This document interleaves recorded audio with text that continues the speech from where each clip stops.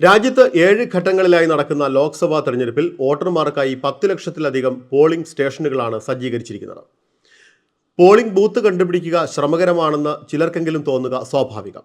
ഈ സാഹചര്യത്തിൽ വോട്ടർമാർക്ക് തങ്ങളുടെ ബൂത്ത് ഏതാണ് എന്നറിയാനുള്ള എളുപ്പവഴി ഇലക്ഷൻ കമ്മീഷൻ ഒരുക്കുന്നുണ്ട്. electoralsearch.eci.gov.in എന്ന വെബ്സൈറ്റിലൂടെ ഓരോ വോട്ടർമാർക്കും തങ്ങളുടെ ബൂത്തുകൾ കണ്ടെത്തി വോട്ട് ചെയ്യാനാകും. ഈ വെബ്സൈറ്റിന്റെ ലിങ്ക് ചുവടെ ചേർക്കുന്നുണ്ട്.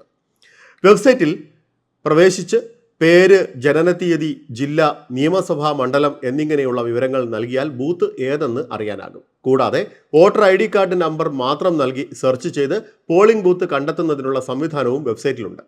വോട്ടർ IDക്കൊപ്പം രജിസ്റ്റർ ചെയ്തിട്ടുള്ള മൊബൈൽ നമ്പർ നൽകി OTP നൽകിയാലും വിവരം ലഭ്യമാകും.